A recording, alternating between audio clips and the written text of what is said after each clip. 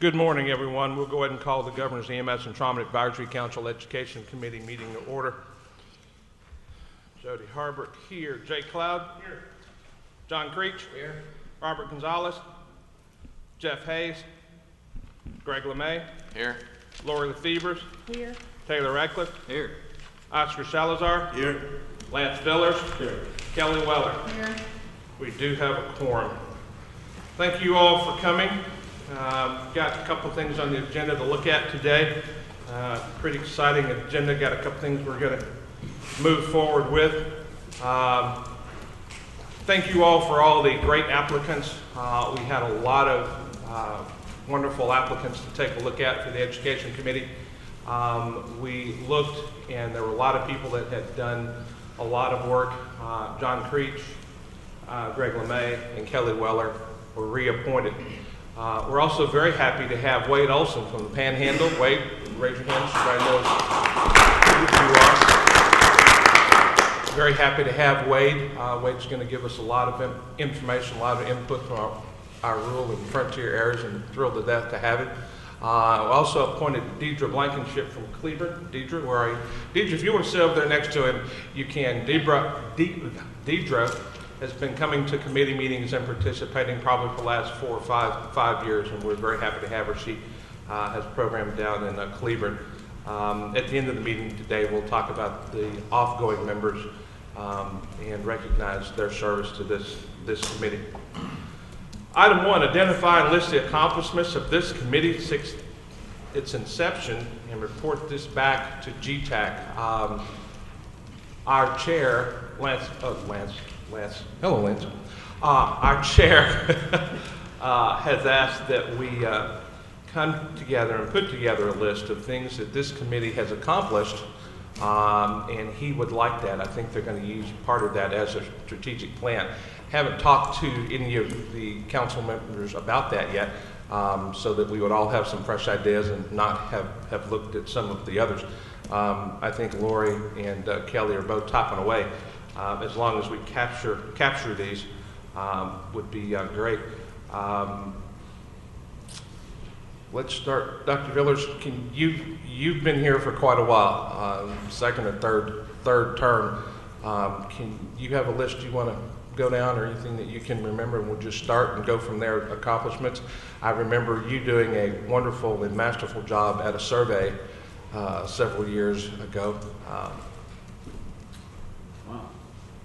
Where did the time go? Yeah. Survey, and then of course the accreditation workshops.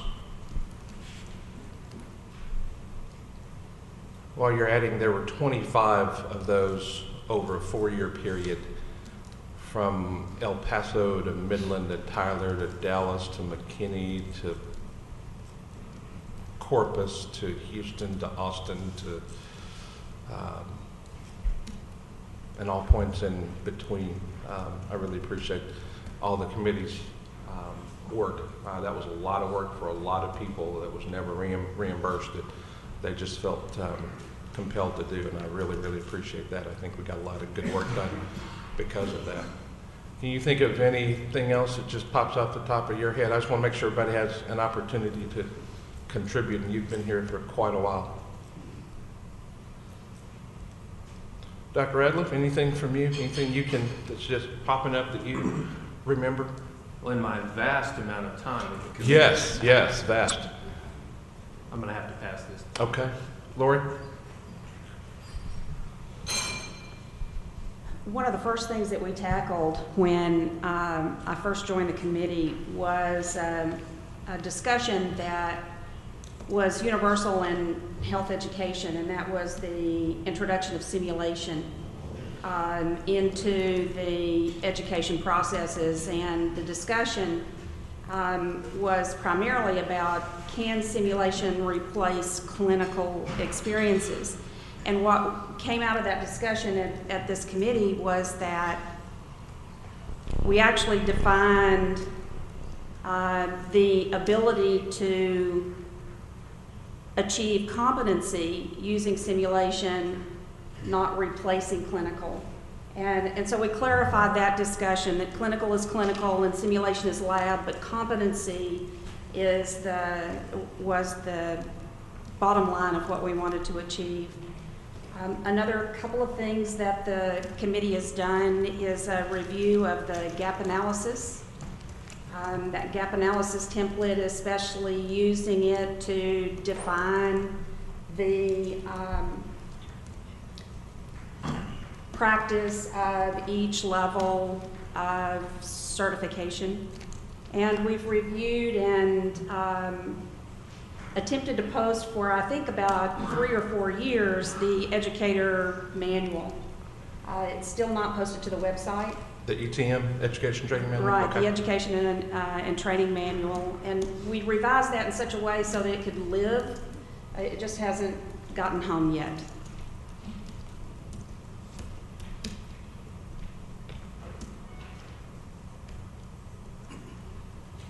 Kelly, as you're typing, what comes to mind for you? We taught, do you remember you and I taught a course at Texas EMS Conference? Do you remember transition? Transition course, Yeah, yes. that's one of the things that comes to mind for me. I think that was really helpful Okay. to kind of, as we were going through that period. Yes, yes. Jody, if I can add also, and Lance is not remembering because he's really busy at it, and that is that from this committee arose the research, the poster programs that are present at the conference, and that arose from this committee as well. Yes, What do we call that better? poster program, yes. Yes, thank you. Somebody mentioned survey. Can you finish? Survey? It had to do with accreditation. Yeah.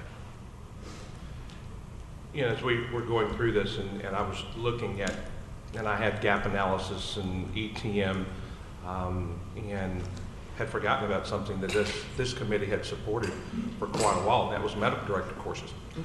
We ended up doing 5 of those throughout the state. In fact, it's pretty much the same courses done online now, that is accredited by DISHES. So we had a lot of medical director training to go. Also, strategic plan revision, which we're in the middle of now, as well as just beginning work with you and Jay for advanced practice for advanced community. Jay, anything popping in your mind? Well, I've been on the committee a year, and this year it's been a wonderful experience. As Chairman said, we are exploring the advanced paramedic or community health paramedic, whatever term we use. I'll address that later on as a summary of where we've gone in the past year. Only from the outside, previously, things that this committee was able to accomplish was the accreditation requirements and continuing to elevate the education of EMS in Texas, which is very exciting and a very challenging project, but I think we've moved tremendously with this committee in the past, and look forward to continuing to move in the future. Thank you. John? No, I can't think of anything else other than I had the same thing, the gap analysis, the educator manual, and some of the other things, so I've covered everything I can remember. Well, same thing like John said. There's actually a lot of information that we've been listening to our stakeholders. So, yes, in the past we've done a lot of stuff, but continuing working with the stakeholders to make sure that the education process is still a good one here in the state of Texas, and working if there's any gaps as far as paramedics out of the state, especially in rural area. Now with the new accreditation, but as far as accomplishments, there's been many since we've been here, and most of them have been mentioned already through the committee. Okay. Very proud of you. Great. Greg? I think the only thing I could possibly add was we had a short discussion, I think it was a few months ago, on just the clarification of EMT intermediate versus advanced EMT.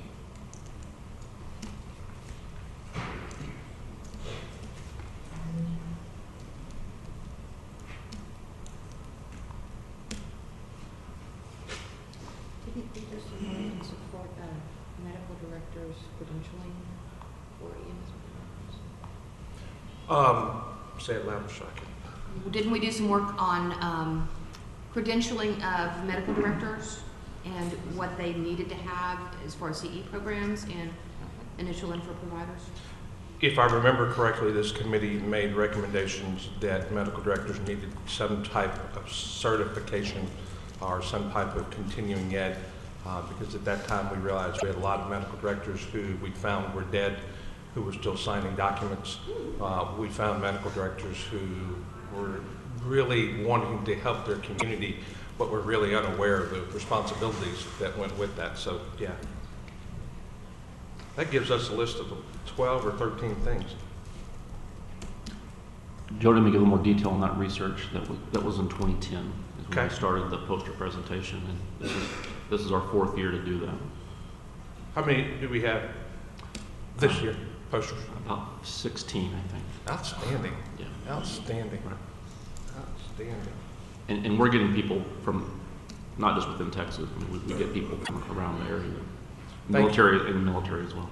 Thank you very much for promoting that, starting that, and making sure that that goes on, because I think a lot of people, when they think of research, they think of an institutional review board, and you got to get this approved, and you got to go through multiple stages, where it really doesn't have to be that in-depth to present some really good information. So thank you.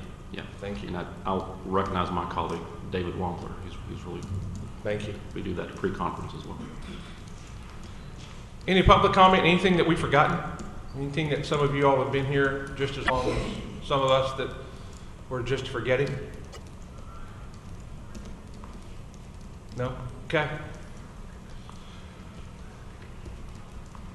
We will take these items to GETAC tomorrow at 6 and add them, and that takes care of item 1. Item 2, Ebola virus disease recommendations provided by the CDC and prevention and lessons learned related to healthcare worker exposure and the treatment and transport of exposed patients. I don't know if you guys sat back like we did and watched this grow legs and just run rampant in fear. There were a lot of people who were very concerned, and some rightfully so. I know that at our program, we took EMS practices and possible Ebola exposure to patients. It made sure that every student had a copy of that and that every student understood what they were supposed to do. We also had, we got a false alarm that we actually pushed all the way through to see where the weaknesses were. It actually allowed us to look at our system and see if we needed to make any changes. So, committee, any thoughts, comments? This was put on the agenda because if anybody wanted to talk about it, it had to be on there. So, just wanted to make sure if there was anything prior to or after the last meeting that we would be able to discuss it. Anybody, everything happened in their area, their program, anything that was unique? Nothing? Any public? Yeah. Nobody wants to talk about Ebola? I think we're Ebola out. No, I know, I agree. The only thing that came to my mind is when we were, as was everyone else, trying to retrain all of our providers on the donning and doffing of the PPE and the different levels of PPE and everything else. I think we quickly realized that unless you were an active part of a hazmat team, for example, you had sort of forgotten some of these advanced skills. So not that we need to take a bunch of time with it, but is there any role for us trying to re-emphasize or emphasize a clinical skill or a clinical proficiency during the training? Committee, I think that's a very valuable point to look at. We look at degradation of skills all the time. If you haven't done that in 15 years, and I think for a lot of us, the level that we do it, you know, when we talk about BSI and PPE, we usually talk about putting on gloves and maybe a mask, where at this point, we're talking about level 1, level 2 hazmat suits with self-contained breathing apparatus for some. I think a lot of people learn too that you can't dress yourself and you can't undress yourself correctly. I know I've had to stop a couple of students. We've all done it. You know, you take your glove off, pull it down, take your finger and shoot across the room and see if you can hit the trash can when you're dealing. Or your partner. Yeah, that has to stop when we actually start to look at any type of infectious disease. public comment? Ebola, Mr. Walker, good morning. Good morning, everyone. Eddie Walker, Life EMS Academy in El Paso. One thing that we discovered in the discussion with my company about the Ebola thing and the N95 testing is that it's not only the employees of the service that need to be fit tested, but the students of education programs. And so that led me to a question that I'd like to ask for all the education programs is how many education programs are actually doing N95 fit testing for their students? Because to me that's an absolutely essential thing to do. So how many are doing N95 fit testing for the students in their EMS programs? Wow, okay.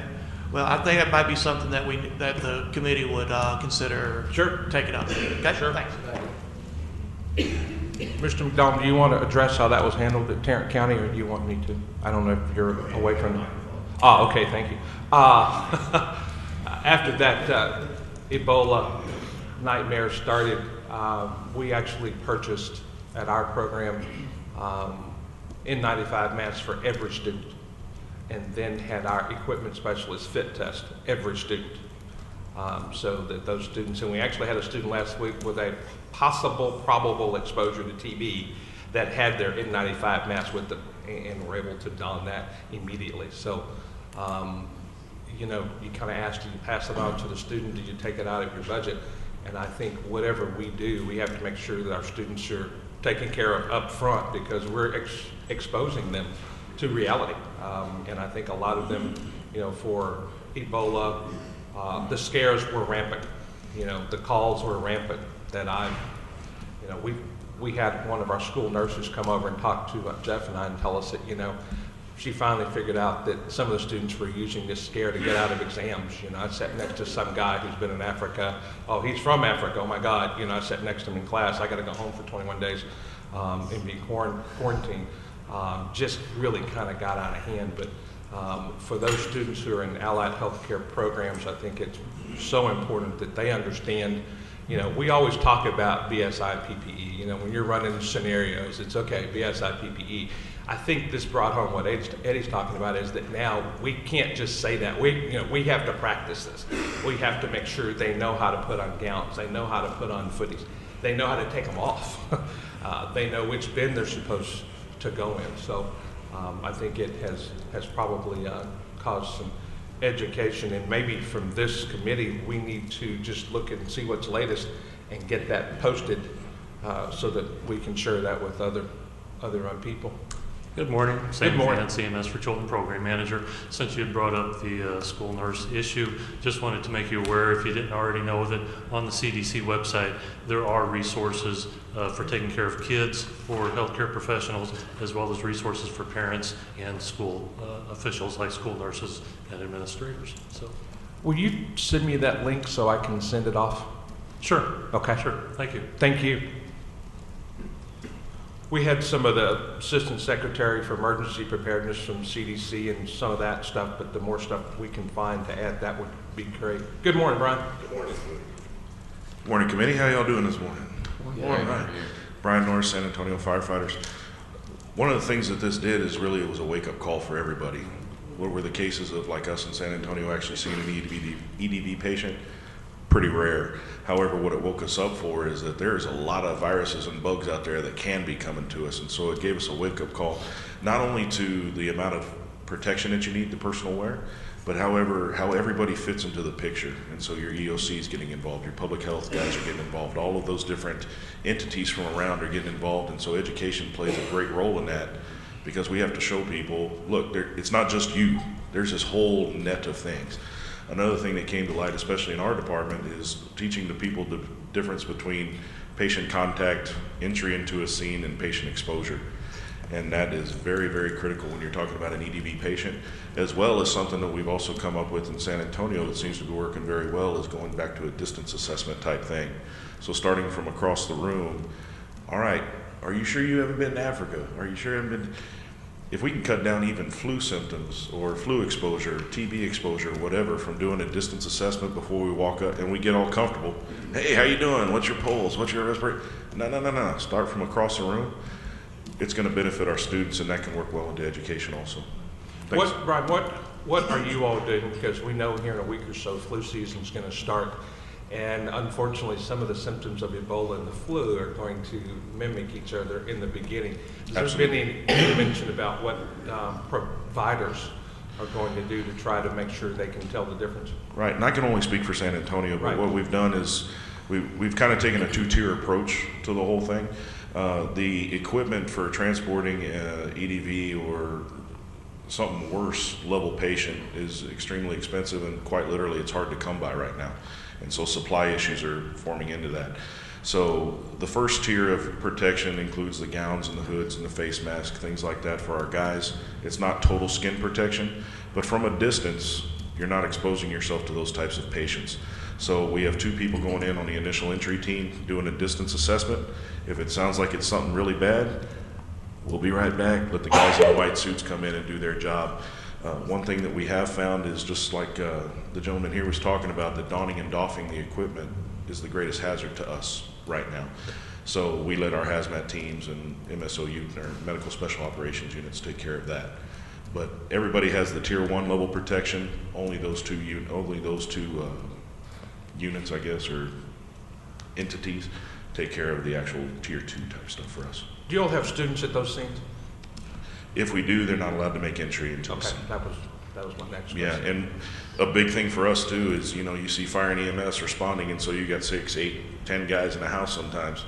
We limit it to 2. If it looks like it could be an EDV threat, 2 guys go in, they do the distance assessment. If it turns credible, then the guys in the white suits come in and take care of it. Otherwise, it's an EMS patient. If you get in before you realize that and the student is exposed, you all treat him like an employee?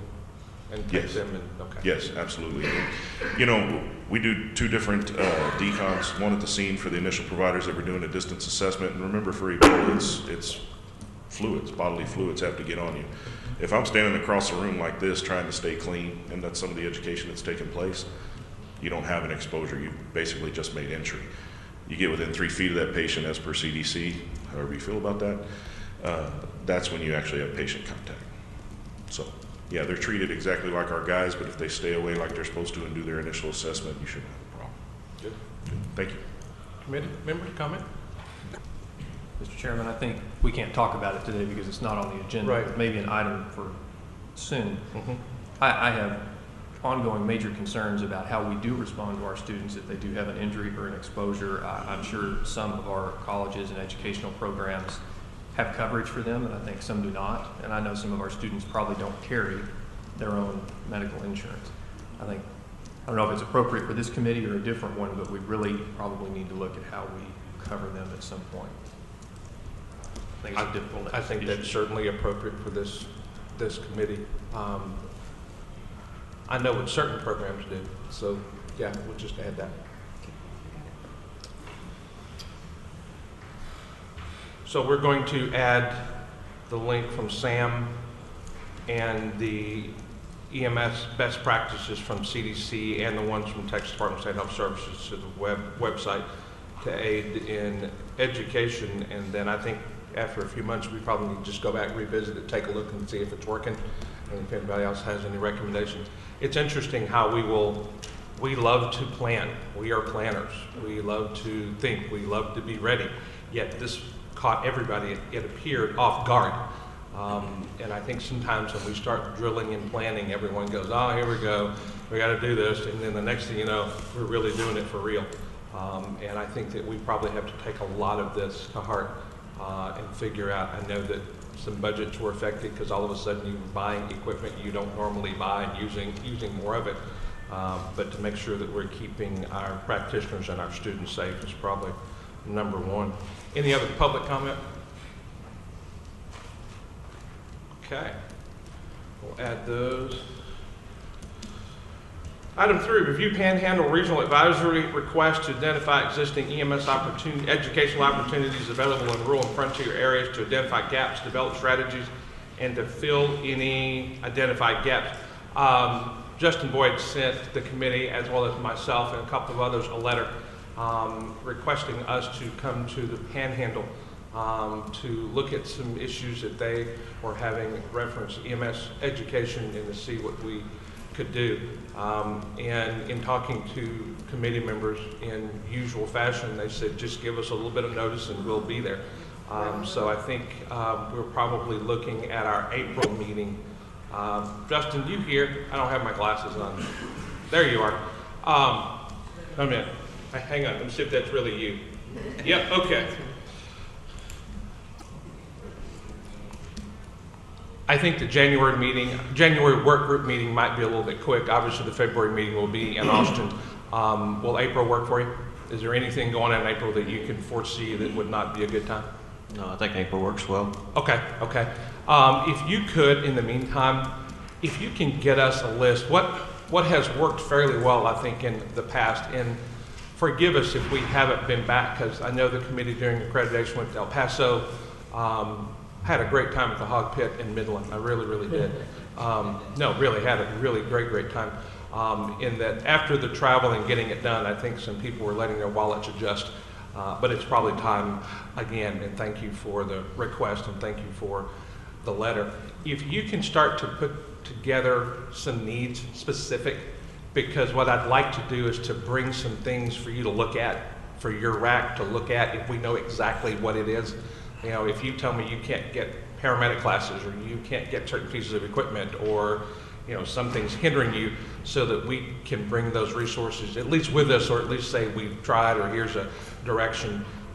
First of all, when we do come in with an open ear first, but second of all, if there's something that you guys really need, and if we can get that done for you, if you can just get me a list of what you need so I can start getting it out to our contacts to take care of it, that would be really helpful. Sure, that won't be a problem. Okay. We'll gather that information, and some of the things that we're looking at, and maybe you can help, or this committee can help us in extracting data, is age demographics of paramedics in rural areas. You know, I know we can break this down by, hopefully by region or by RAC, and look at what the current age is of the paramedics in the rural and frontier areas. Because a lot of what we see is, you know, we don't have professional driven, I'm going to go to work today to be a paramedic. We've got, you know, a husband and a wife who grew up in a small town, in a small community, and they chose to become a paramedic to give back to their community. Okay, we still have agencies who don't send bills because they provide a service for the community, being the ambulance. So the interesting thing that we would like to be able to find, and we're working on it too, is be able to find what's the age comparison in rural and frontier areas for paramedics versus the urban areas. You know, we've been able to extract data, and we know that Texas is about, you know, 26.5 million person population. Over the last 6 years, we've averaged newly certified paramedics in Texas being 328. So if we're only producing 328 paramedics for the entire state of Texas, it's concerning. And we know that they're going to be going to the urban areas. We understand that. We know that paramedics are a dying profession in the rural and frontier areas. We see that. There's nobody to replace us. That's what we would like help with. How do we replace the paramedics? We talk about community paramedicine. We talk about national registry. We talk about accreditation. We're imposing more rules. I'm not for or against them. But when you have agencies that don't send bills because they're providing a service, what are you doing to those as well? We can look at I-20, I-30, the corridor. We can see education programs that are lined up. The education programs that exist in rural and frontier areas don't. You know, we say, well, we can do it by TV, we can do it by remote. We understand all that. You know, our people that are going out and doing this are having to drive 60, 80, 100 miles just to the class. And they're doing it in the evenings. Okay, they're not doing it during the days because they have a full-time job. Back to the true definition of what a volunteer is, and we have stacked this on top of each other to the point that we're losing those. That's what we need help. Wade, who happens to be from the Panhandle, Rack and Amarillo College, he kind of understands those concepts, and we appreciate that. We know that there's not an easy solution. It generally ties back to money. But if we're going to start extracting the data, what's the age set? Where are they located? The other interesting question is, we found out how many paramedics we trained in those years. I would be interested to find out how many paramedics did not renew their certification. Now, granted, I would agree that we don't know what year they quit, but if they didn't renew, then they're done. Yeah. So, okay. Would you just take all that and just put it, just send me an email? Sure. Just dot it in there. I just want to make sure that we get it. We'll look at the date in April and start heading west. okay. And I think if you talk to any of the other racks, we have visited with San Angelo, we visited with Lubbock. They're experiencing conversations about some of the same things. We wouldn't mind. We would be more than happy to reach out to them and try to get their thoughts too, if that was something you would want. I mean, it's you tell us we want to partner, we want to be a vital part of this process. We realized we wrote the letter. We weren't writing the letter just for us. We were writing the letter for, hey, let's at least talk, and that's what we're looking at. Looking forward. Okay. Thanks.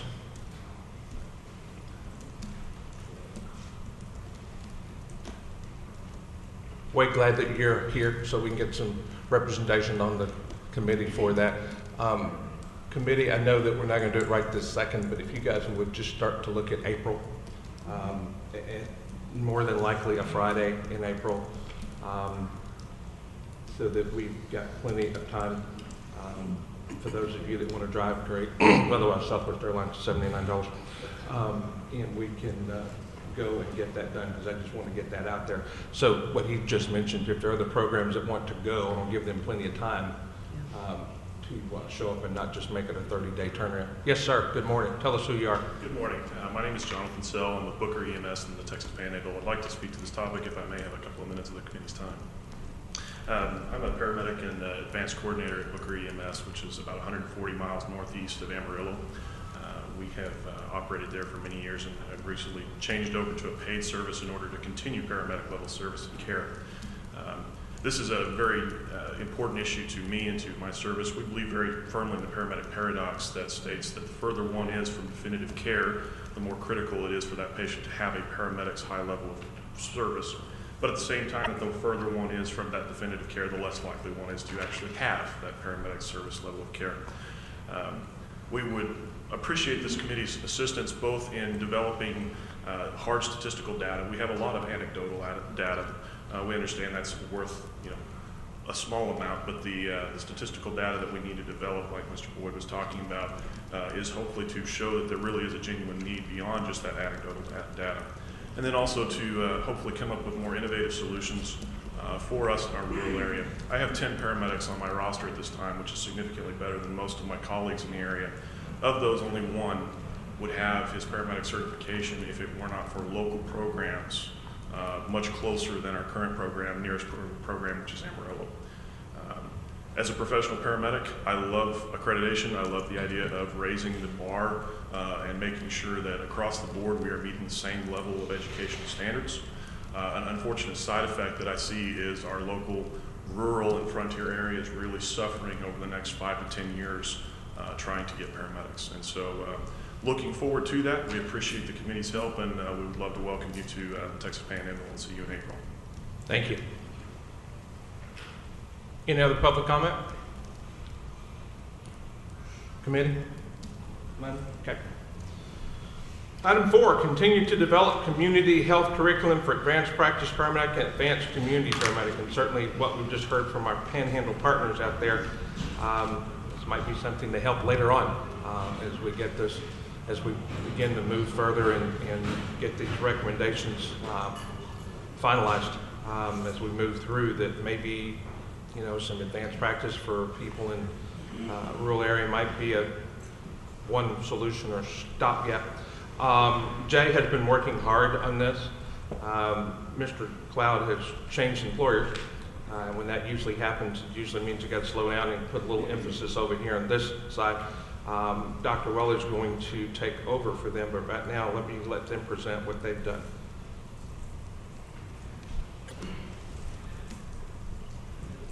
Thank you, sir. As Jody said, I'm no longer full-time employed in EMS education.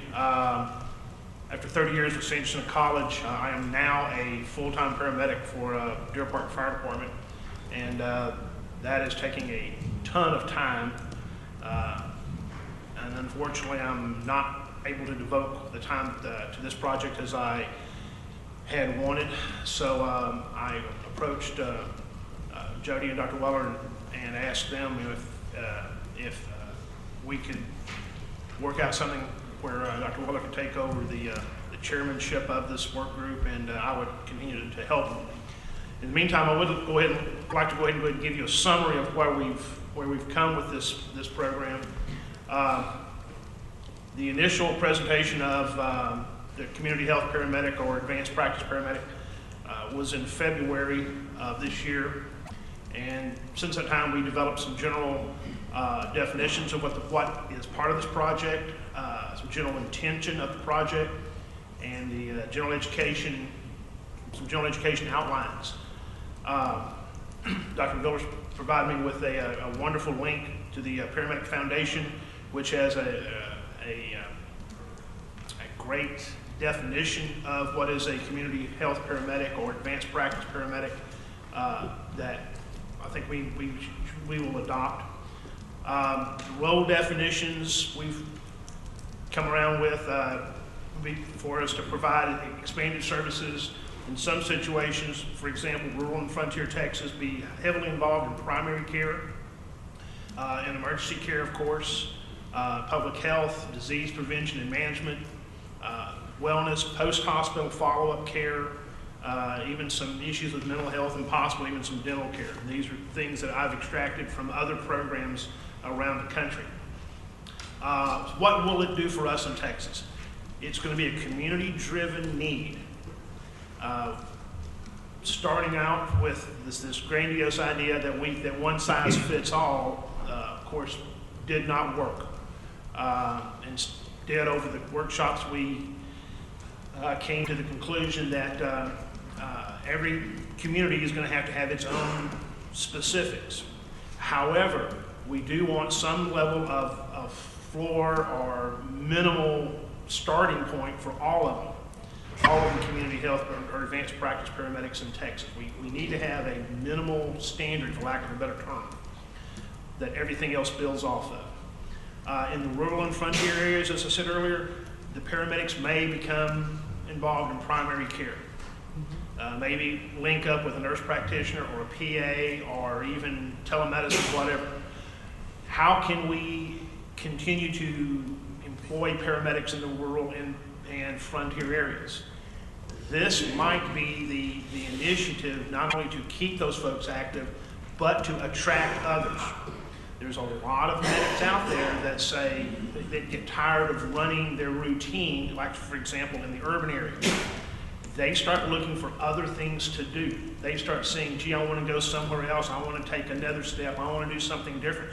This might be the way that the rural areas can attract paramedics into their area to help staff. This might actually help them in some situations. Follow-up of hospital discharge, as we know, under the new Affordable Health Care Act, Obamacare, whatever you want to call it, readmission to a hospital is going to, in a certain time frame, is going to come with a penalty. The hospitals don't want that, and unfortunately, we may wind up getting drugged into that somehow. This is where we can be effective in helping prevent that by hospital follow-ups. And community health need, community focus.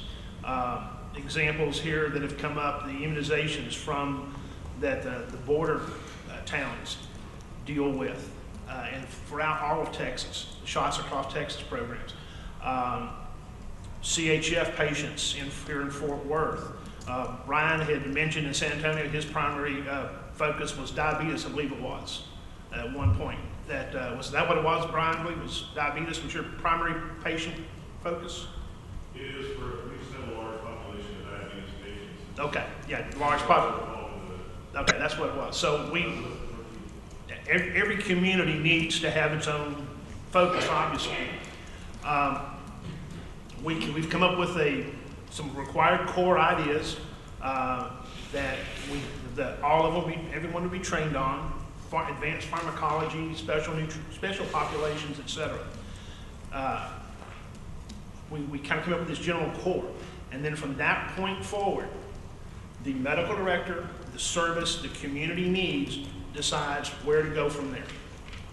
So community A may have a high population of diabetics, and so those paramedics, those community health paramedics, you receive the additional training for their community needs. But all community health paramedics or advanced practice paramedics across Texas have a basic core education.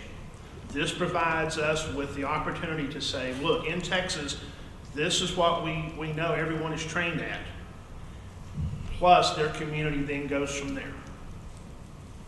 There is a nationwide move to make some ideas of what is a community health paramedic. Different states have accepted this challenge and moved forward with it.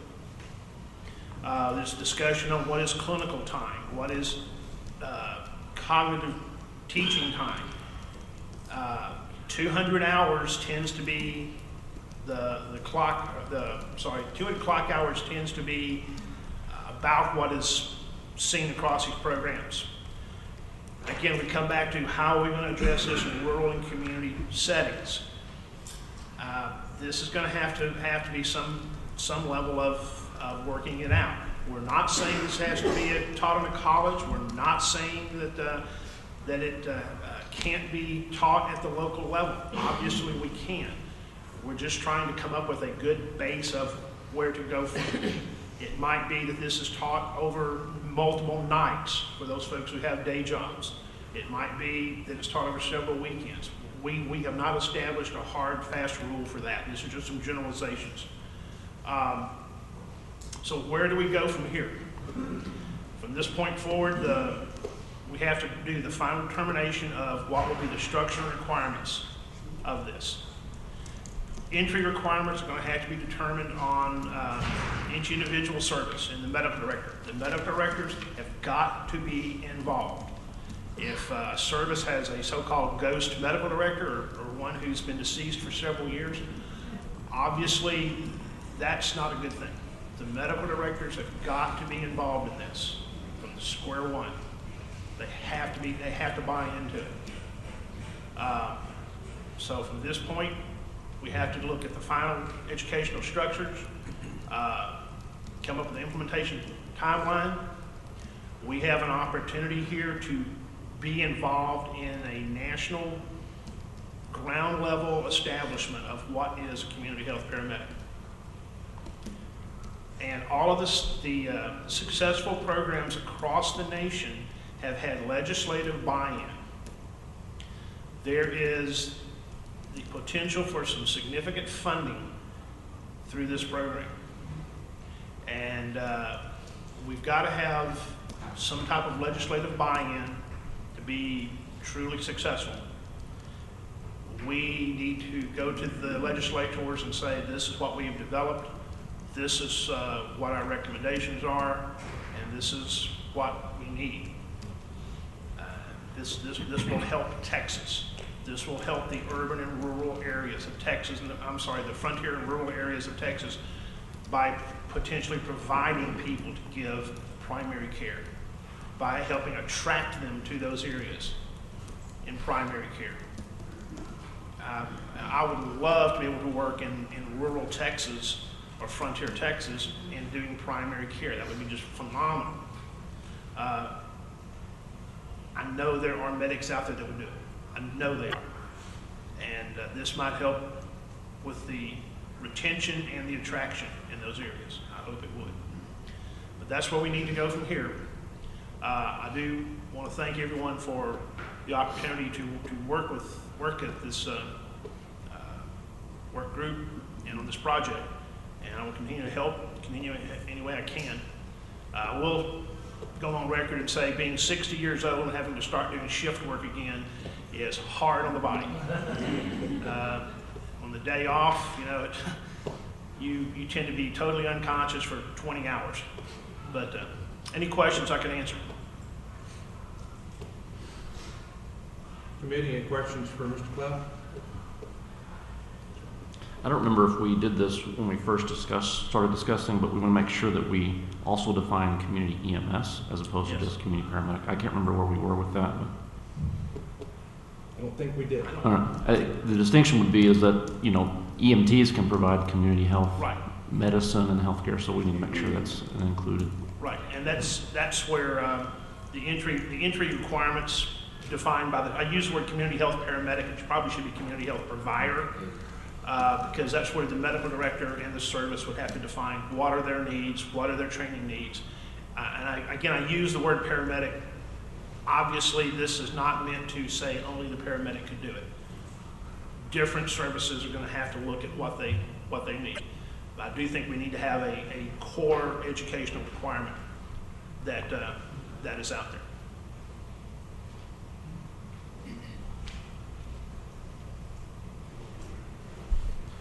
Thank you very much, Jay.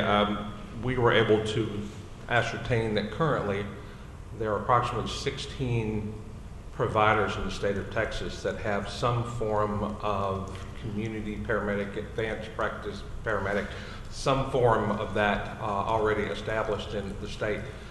We were able to obtain some contact information and have done so. We've actually had 4 of them send us some of the things that they're doing, including Washington County, Collin County, and Uvalde actually have reached out to us.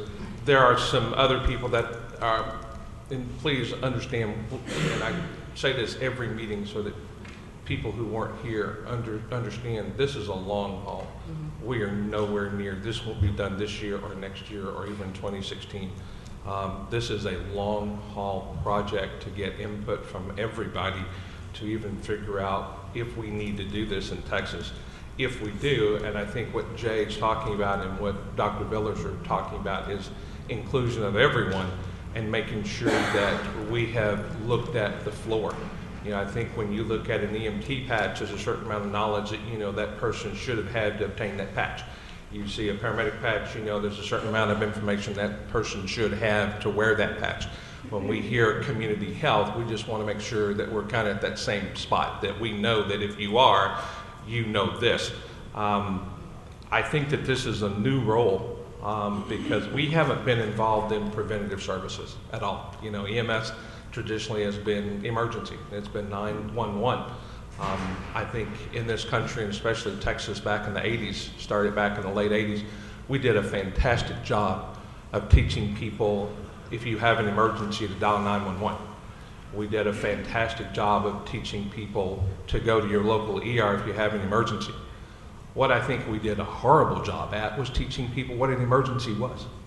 We left it up to them and said, hi, when you have it, call. Well, that's great, but we found that many times may not match our criteria for what we think an emergency is. So now to ask that EMT or paramedic to get involved in preventative services using biometric screenings, immunizations, disease management, it's different. It is very different. This is probably not the core of many traditional classrooms, but we're looking at management for asthmatics and congestive heart failure, and any type of care transition so that patient does not have to go back to the hospital. And I think one of the things that could be really helpful, especially in the rural areas, readmission avoidance. If we're able to prevent that person from having to go back and be funded for it, to me, that is just awesome. But we look at disease management and safety, wellness, as we start to look at Ebola and some other things. These things are added in there as we have some resources to go to. And we can kind of reduce that high frequency of 911 system users because they have someone else that they can call. Hopefully that will reduce some pain and suffering. Dr. Roller, any comments from you, or you just want to move on? Well, no, I just want to say, having a basement level, some kind of core, protects both the employer and also the employee. It gives meaning to the additional work that the employee would do, the additional education. It gives some meaning to that, and I think that that's important for us as protectors of public trust. So, as an employer, you would have some idea of what you were getting with an employee who came to you with some basement level knowledge. You may tailor it for your own group, but you would have some idea, and I think that that's important. I think we like titles and recognition as human beings, and I think having that with some kind of a core knowledge will help this be not only attractive, but give it some value. Thank you. Committee comment? Okay. Public comment? Come on up.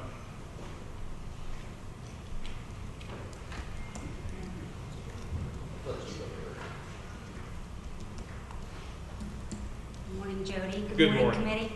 My name is Melissa Kristen. I am the Emergency Healthcare Systems Development Manager for GETAC, or REC-RAC as we lovingly call it. But anyway, I just wanted to let everyone know that we will be hosting a symposium centered around the community paramedicine concept in May 1st, 2015. The title is Community Integrated Mobile Healthcare Symposium, Improving Patient Outcomes and Reducing Costs. We have some excellent speakers. Just to name a few, we have Matt Zvodsky with MedStar. We have Dr. Sharon Malone.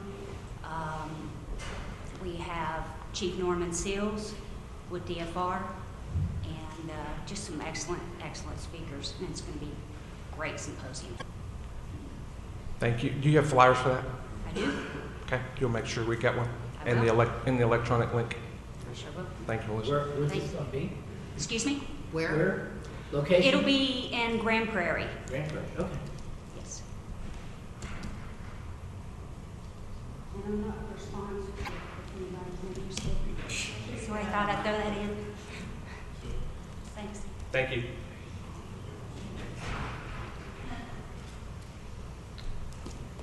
The one thing I want to say on this issue, I'm sorry, for those of you who don't know me, actually, for those of you who do know me, it doesn't really change. I'm Jeff McDonald one way or the other. One thing that I keep hearing as we talk about this is everyone says, well, in my community, we only need this, and in my community, we only need this, and we keep trying to fragment this whole thing. I think we need to keep looking toward the future. What your community does today versus what your community will do in 5 years from now and what your community will do in 10 years from now are going to be vastly different.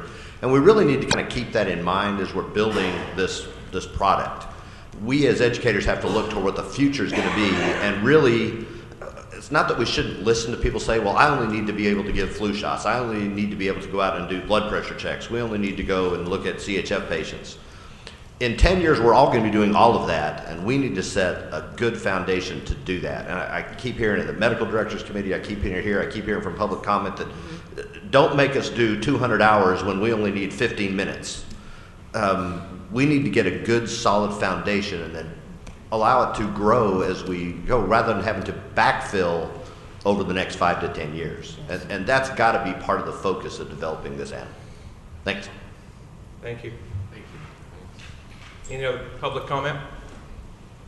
Can I speak to that, Mr. Chairman? Yes, please. So I don't know this, well, it does impact education. I keep getting these topics that may not relate to our committee. Maybe I need to be fired, but it's supposed to be funny. I think this may not happen, but I think the market is going to rule this. I think finance is going to greatly affect how this unfolds. You know, we've heard from multiple people already today that they're lacking paramedic coverage in their rural regions and things like that. This wouldn't be an issue if we were paying paramedics $150,000 a year. We would have paramedics falling out of the sky. I think we have to do our due diligence to figure out what the funding stream is, and we have to do it now. While we're laying the groundwork and putting forth all this effort, we've got to figure out the funding stream. And I think that's going to be legislative, and it's going to happen with our payers, because right now, everybody, and tell me if I'm wrong because I want to hear from you, everybody who is doing some kind of a community practice is incorporating it into their current level of service. They have a few extra units or some extra personnel or a little touch of extra money that they're putting a program together with, and it's just getting absorbed. I don't think anyone is actually getting a check from someone for providing these services yet. Minnesota is. Who? The state of Minnesota is. Minnesota? Yes, the state of Minnesota reports that they do. Cool. But they're also very heavily legislated. It's almost to the point of it being a specialized certification in their state, from my understanding and research. Pennsylvania's kind of the same way too. And I think that's what we have to look at. You know, we're proud in Texas that we're deregulated and have a lot of freedom as far as our practice, and so we'll have to figure out where that crosses over.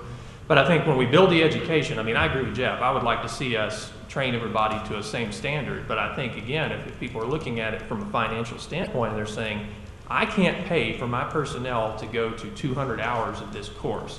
I want to start a program, but I want to do it on diabetes management. And I agree, this is going to evolve and change over time, but I think we also need to make sure we give them an opt-in ability to pick up a certain piece of this, which is back to kind of the modular component of it. Cafeteria cleaning. Yes, sir. Yeah. Okay. Thank you. Brian?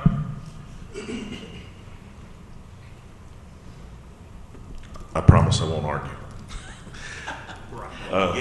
We do have a difference of opinion on some things of this, and that's been well voiced, and we've talked about it before. However, a couple of things that I would like to see move forward when we're looking at this is also a systems approach. There's a lot of different things that EMS systems can do just from looking at protocols, identifying destination locations for their patients. There's going to need to be a change in some EMS rule about how patients are classified and where you can transport them in the state. Those are the types of things that would really help systems right now. Whether we're going to come up with an advanced level practice for paramedic or what we're going to call it, roll it in, all right, we'll argue that later. One of the things that is in place, however, there are people in Texas that are getting checks for this. And one of the things that you have to identify is who truly benefits from the different things that you're doing. So when the hospitals are truly benefiting from it, they have been tending to pay the price. And it's been working well in Fort Worth. It's been working well in Dallas, from what I understand. They have a couple of contracts with hospitals. You also look at the state of Colorado, Eagle County, Colorado, I believe. They're getting money from insurance companies. Mm-hmm. And it's not because they have a set level of criteria. It's because they've made agreements and they go more on the home health side than some others. And so you have to be very careful identifying who is the true benefactor of the services, so you can come up with your recompensation model or your compensation model. However, there are some very basic things we can do from a systems approach that I think we need to look at also, instead of just focusing on what skills are we going to give these paramedics. Thanks. Thank you, Brian.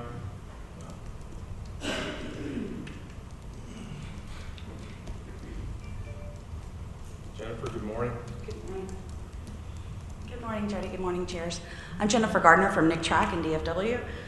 I believe I've heard Doug Hooten from MedStar speak in Minnesota about their profit that they have seen over the last year. I don't want to be quoted on that. And also, Matt Zavodsky and Doug Hooten have a new book out called Mobile Integrated Healthcare Approach to Implementation. I think that's something we all should arm ourselves with, because I know even in my role in data analytics and aggregation, I come affront this a lot. And people who are not understanding what we're up against, what kind of train is heading at us financially and legislatively.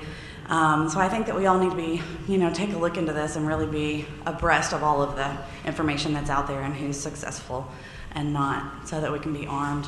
Because I think this is definitely going to be huge for us over the next few years. It's going to change the face of what we're doing right now. Thank you. Excuse me. Who publishes the book? Give me a second here. Can you put the title again as well, please? It's called Mobile Integrated Healthcare Approach to Implementation. It's a new book that describes how to successfully implement MIH-CP programs. It's authored by Matt Zavodsky, that's Zavadsky, and Doug Hooten of MedStar. Thank you. There's some published information from MedStar from their community health program. It says funding cost saving and reduction of unnecessary 911 responses The core activities, the goal of their program was to reduce the unneeded 911 calls and EMS patients and put a strain on an already overloaded system, provide the patient more appropriate help. Since its inception, it's estimated the program has saved $1.3 million in emergency room charges and reduced 911 by use of 50%, saving them a little over $1 million in EMS charges. So I've seen that, looked at it. There are reports, you mentioned from Colorado, from Minnesota, from Fort Worth. There are programs that are out there, and that's why this committee said, you know, they're out there, so let's just build the one that's going to work for us before somebody else builds one for us. And tells us we have to do it. Yeah, so that we kind of have a look at our own training. But yeah, thank you all very much for your input. Mr. Chairman, yes. I think it's important to clarify, you know, maybe we need to actually invite some of these people specifically to come speak at this session, because again, those cost savings, those are dollars, but understand that's not revenue. That's cost savings. So it's not money back. It's not money back in the provider's pocket. That's money saved by the hospital institution. Yeah. And so again, unless our hospital partners are willing to cut us in on that piece of the pie, they're going to say, thank you very much for saving us all this money. That was great. We love you guys. Have a nice day. Have a good day. That's right. Here's a stretcher sheet. Yeah, and don't drop off your lemons here anymore. We're not going to wash them, right? But I think we actually do have to make it meaningful, where we actually, the providers get to put some of that funding in their pocket. Some of this is grant funded, and we have quite a few places in the state that have grant funded. I just found this resource. It says one of the services received $3.5 million over 3 years in grant funding to implement the program. So there is some money out there, I think. The question is, though, what do you get, and what kind of bang do you get for your buck? And at some point, 5 years from now or 7 years from now, the public's going to want to know. We paid all these tax dollars in, what are we actually getting? And if we don't have a consistent product, we're going to really have a problem. Brian? Just a little bit of a correction. This is money in these systems' pockets. It's not just a savings to the hospital. These guys are under contract and they are making money in their pocket for these types of programs. So when you look at these different things that we need to do, as far as even just changing protocols, and that's why I'm so big on this, is because, look, if we're the problem and you have a you call, we haul type system, you're going to keep pounding these hospitals over and over and over again. Eventually, these are not dumb people. They're going to figure out, hey, I need them to stop calling 911, and we're going to figure out a different way to get them to go somewhere else. So that's why looking at your protocols, understanding how things are working in the hospital system, the penalties that are already in place and are going to go up again next year, all of these different things are very important to community medicine when you look at the payment and where the money stands. So, can you give some examples of who's actually getting paid in the state currently? Fort Worth and Dallas. I know for sure. I think McKinney, I think it was. I think they were working on some contracts. I know San Antonio, when they start getting a little more involved, they've already talked to some of the hospital districts. But I'm on the labor side when it comes to this, and one of the things that we look at is, all right, who's actually benefiting from the service? Is it actually my guys, or is it the hospitals that I'm saving all the penalty dollars for? They're the ones that should be footing the majority of this bill, not my fire department. And that's actually happening in some places. And actually, from what I understand, hospital districts have been more than happy to get on board with these types of things because it's a cost savings to them. So it is happening out there, and it's good. It's going forward. But I think a system approach also, in addition to what we're talking about with the paramedic, is a good way to go. Thanks. Yeah. Eddie? I know that MedStar in Fort Worth has a little program they put together for their model. They are getting several checks from several different entities like insurance companies and that kind of stuff. Be well worth you all's time as y'all go forward with this to at least talk to them and explore that situation, because of I sat through just a small portion of one of their classes the other day. They put that on for different areas that want it. But oh my goodness, they have done some homework and they've got their act together. Thank you. Thank you. Any other public comment? Okay. Item 5, review the 2014 State EMS Strategic Plan and consider recommendations for revision. At our August 21st meeting, Our portion of the strategic plan, we made multiple changes. Those changes were forwarded to GETAC. Unless someone else has any other changes, it's a considerable amount. But if there's been anything else to change since then, or anything that somebody else wants to add, now would be a good time to do it.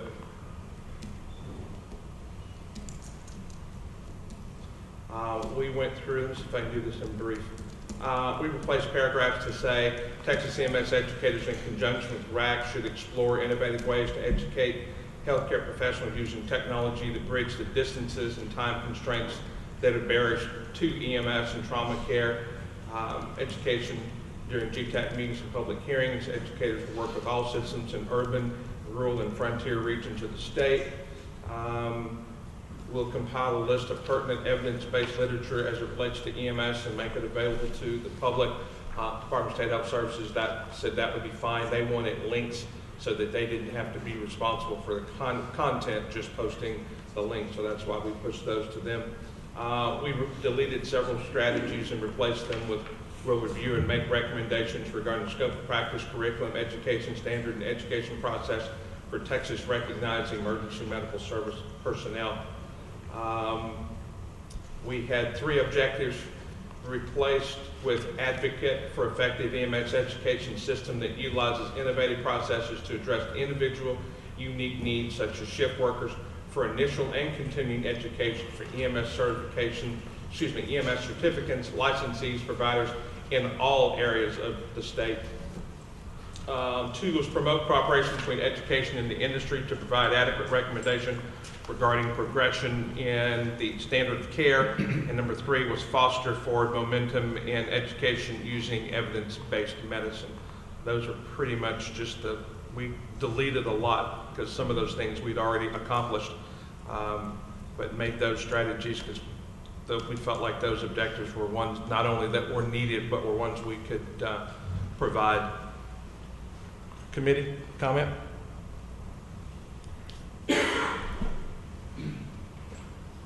Any public comment?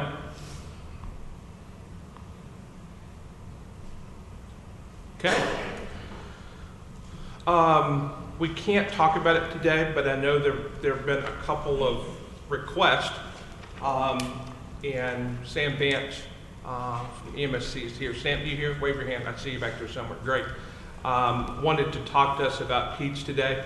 I went to the stroke committee meeting yesterday, and there was a lot of discussion on continuing education for EMS for stroke. And I think they're probably in a very interesting place as when we used to talk about trauma centers. And we went through this battle, and now we have level 1, 2, 3, and 4 trauma centers. I think we went through the same thing with cardiac center. To say if you're a cardiac center, this is what you need. They're trying to do the same thing with stroke and getting EMS involved. There were some hourly requirements that they recommended. And in yesterday's meeting, I told them as an educator, it's not the hours that I would really approve personally. I said I'll bring it back to the committee, but for me personally, I think it's more objectives and how you get that done. You know, if you take an ACLS class for your cardiac, fine. Or if you take 5 cardiac classes, that's fine.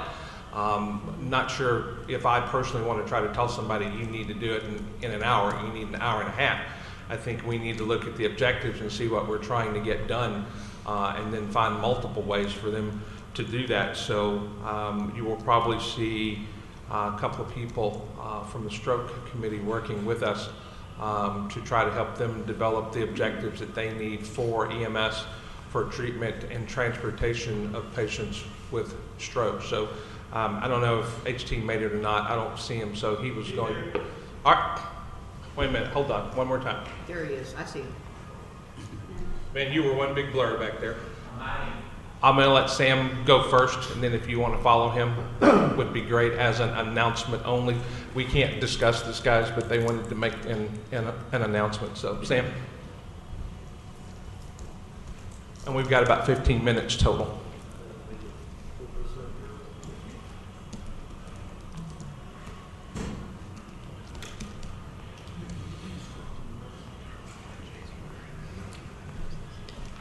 Good morning again. I just wanted to make you all aware of a couple new educational tools that are available for your usage.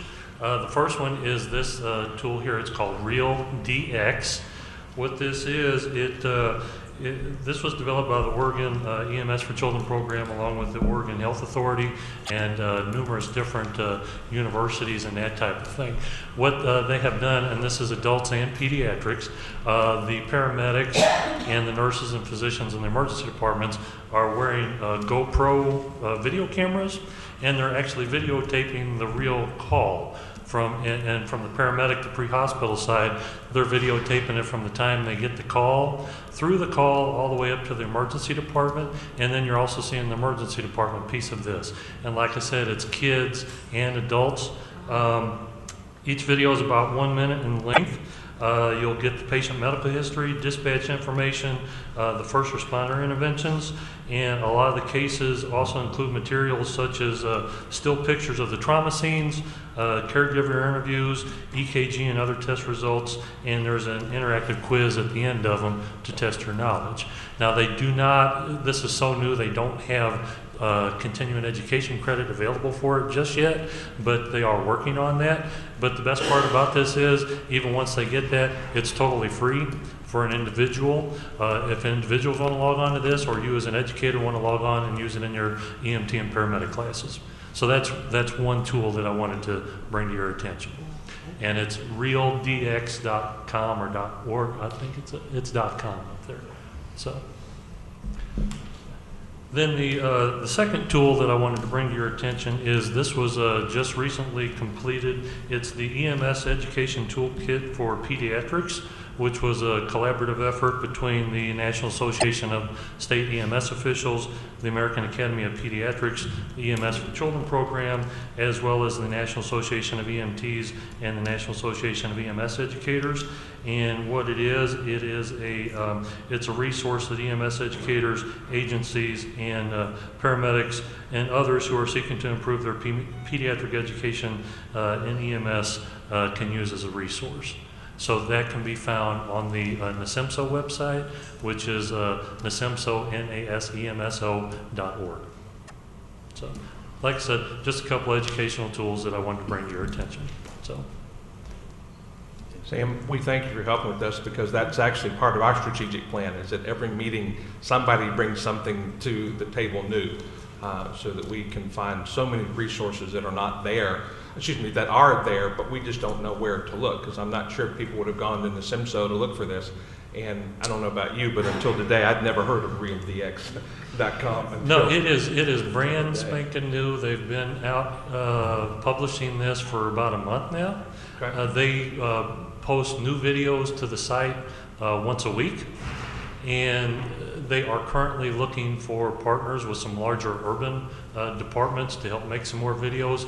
I don't know where it's at right now. I know they've had some initial talks with the Houston Fire Department to help out with making some of the videos. So it's while it's a work in progress, the big thing is it's all grant funded, so it will continue to remain free from now until, several years from now. So great, thank you very much. All right, thank you. HD?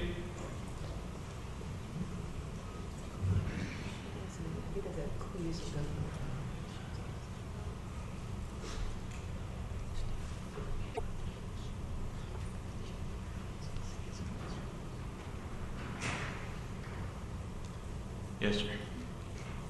No, actually, we visited yesterday about the process we were going through and the direction we were going, and Jody brought up some interesting things that we think we need to consider, and in doing so, we need to work with you guys to help get some input, some direction, and guidance, and we would like very much to do that. If you'll notify us when you're going to have your meetings, if it's at all possible, we'll try to have somebody there to, if that's acceptable, just to sit in and offer what we can. Sure. Committee, can we pull out calendars? Because it's that's actually the next thing on the agenda. Stay right there and let's see if we can find some dates. Probably looking in January, which will be here before we know it. Just get through the holidays. Yeah, so nothing during the holidays. It's pretty much gone.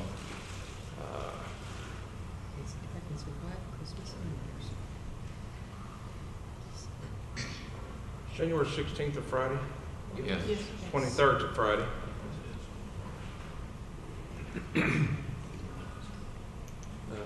NAMSP. Okay. Which one? NASP is the 23rd? Okay.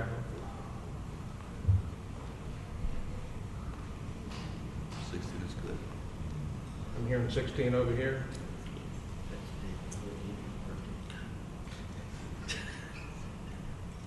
Yeah, John is over here causing mischief. He said that's the day before Deidre's birthday. Why is that? That is true. Why is that on his calendar? I don't know. Okay. All right. Don't want to know, John. I don't either. Jay? Is that- I'm flexible. Okay. I'll make it happen. You good? I'll make it work. Kelly? The 16th? Yes. Yeah. God, that's the week we come back too. Yeah, that's Okay. clinical orientation Friday. Yeah, Yes. I'm, Sorry. the what? The 9th? No, didn't work. 30th. Won't work for me on the 30th, but. Well, you would be an important one to have there, Jody. I don't know, but Brett, when is February GTAC? 18th, 18, 19, 20? 19th and 20th. 16th. Do we need to move to February 6th? If we move to February 6th, then nothing that we do can be put on the agenda. If we have new agenda That's true. items. That's true. And that always is something. No, we that's, thank you. That's why everybody's here. That's true. So it probably needs to be the 16th. So we need to do the 16th. We're either the 16th or the 2nd.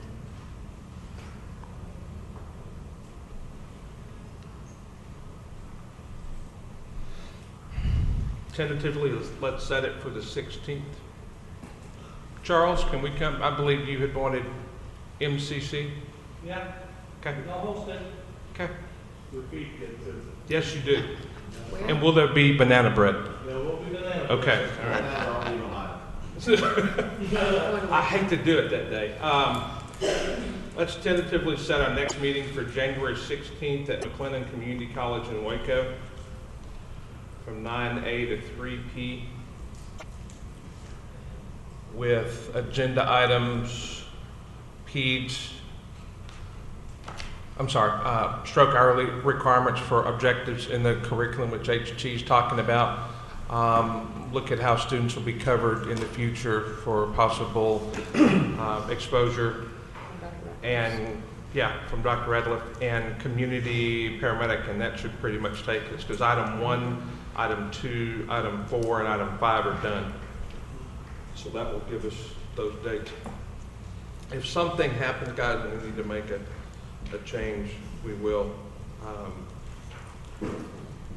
HC, that work for you? Yes, sir. Okay, thank you, sir. Thank you, appreciate it. Jody, while you're working on that, I want to give you just one announcement. Dude, please. We were able to finish and set a date for the next coordinator course. That's going to be in June 2015, 16th, 17th, and 18th.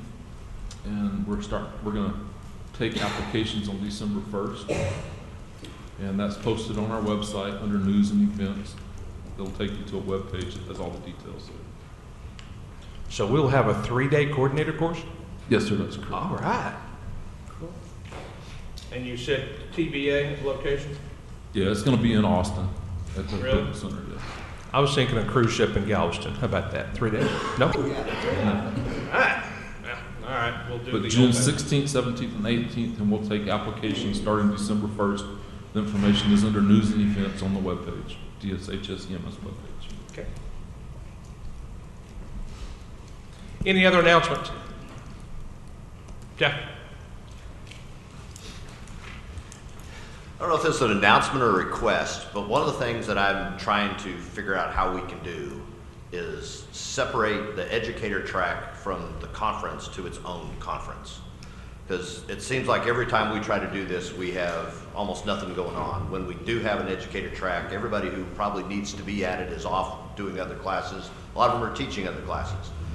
I'd like to try to get this group, and I know we probably can't do it in the standard format, and it really wouldn't need to be in that format. My goal would be to try to have a class or a conference, and even if there's only 10 of us that show up at the first one and see what happens, try to do one sometime the week before or the week after spring break, where college guys are sick and tired of their students and just kind of want to head for the beach. Or by the way, I think it should be at a beach. Because we keep being told we can't go to Galveston, we can't go to South Padre because this conference is too big, an educator conference will be smaller. And I just need some help in trying to get that going. I think Kelly's on board to try to help with it. I've talked to the state and they think it's probably a good idea. What we got to do is we got to quit talking about it, we got to make one happen. I asked Joe the other day, I guess it was yesterday, and he mentioned, are we having one in April? So apparently somebody thinks we're having one.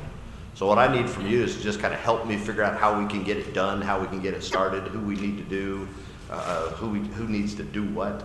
It really kind of just needs to be a Texas version of the NAMC process over a period of maybe a day and a half to start, and let's see what happens. As far as I'm concerned, we can start with tents in Galveston and then see where we go from there.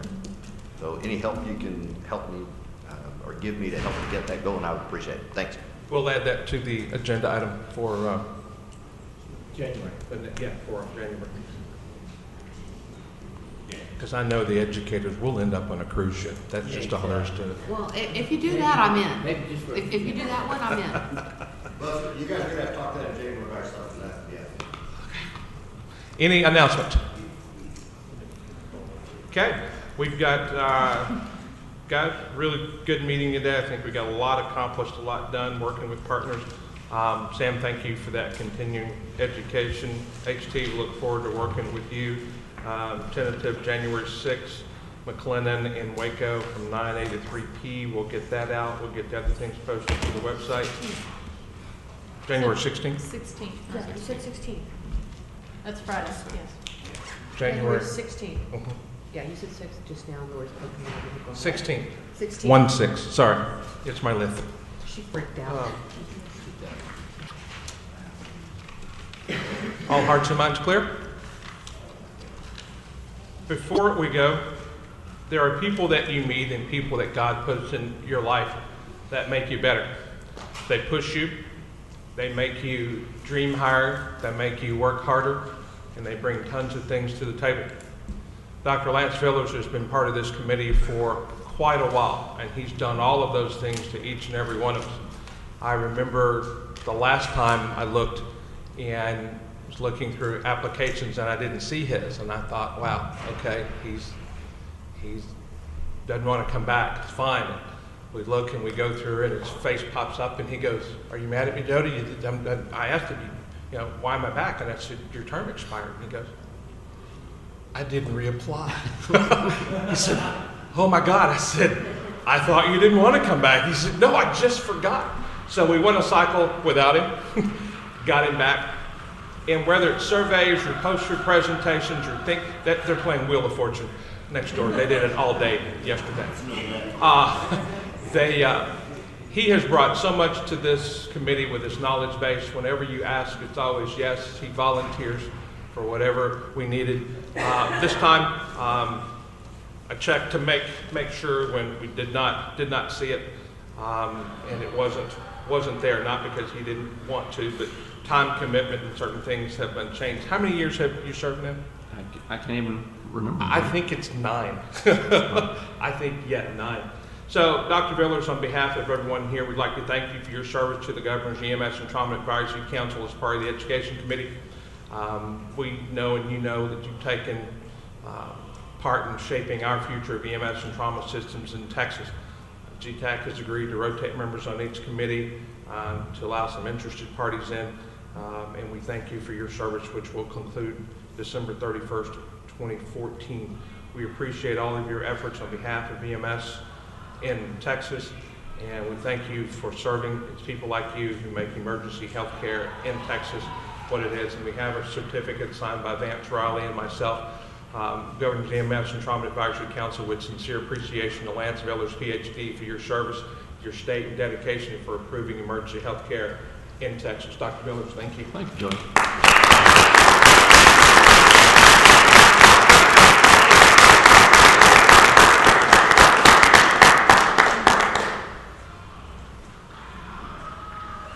I'd also say the same sentiments for Jeff Hayes, who couldn't be here today.